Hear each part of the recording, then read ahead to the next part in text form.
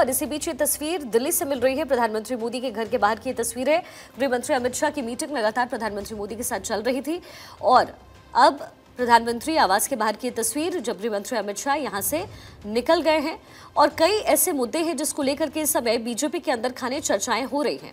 हमने देखा उत्तर प्रदेश की सियासत में भी जो उलटफेर है वो उसके साथ साथ कहीं ना कहीं मंथन भी चल रहा है, क्योंकि उपचुनाव को लेकर के चर्चाएं जोरों पर है, उपचुनाव को लेकर के तैयारियां इस समय जोरों पर है और ऐसे में एक के बाद एक मीटिंग्स रखी जा रही है। खबर ये भी है कि इस महीने के अंत में बीजेपी एक बड़ी मीटिंग करने वाली है जिसकी अध्यक्षता खुद प्रधानमंत्री मोदी करने वाले हैं और ऐसे में प्रधानमंत्री आवास पर गृह मंत्री अमित शाह थोड़ी देर पहले पहुंचे थे, वहां पर उनकी मीटिंग चल रही थी और अब प्रधानमंत्री मोदी और अमित शाह की बैठक जो चल रही थी वो खत्म हो चुकी है।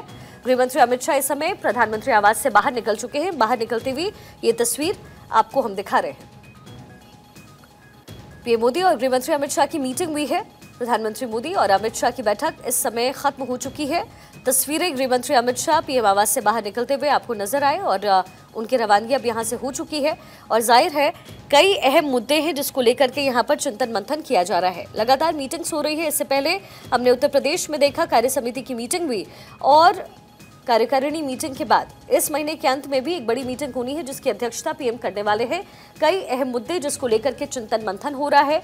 क्या कुछ हुआ है अब तक के चुनाव में, लोकसभा चुनाव के परिणाम, उसके नतीजों से लेकर के उपचुनाव जो होने वाले हैं 10 सीटों पर उत्तर प्रदेश में, उसको लेकर के भी चिंतन मंथन चल रहा है। जिस तरह की बयानबाजी हो रही है, संघ के साथ रिश्ते, यानी कई ऐसे अहम मुद्दे हैं जिसको कैलकुलेट करने की जरूरत बीजेपी की है और तकरीबन 2 घंटे तक ये मीटिंग चली है और गृह मंत्री इस समय पीएम आवास से बाहर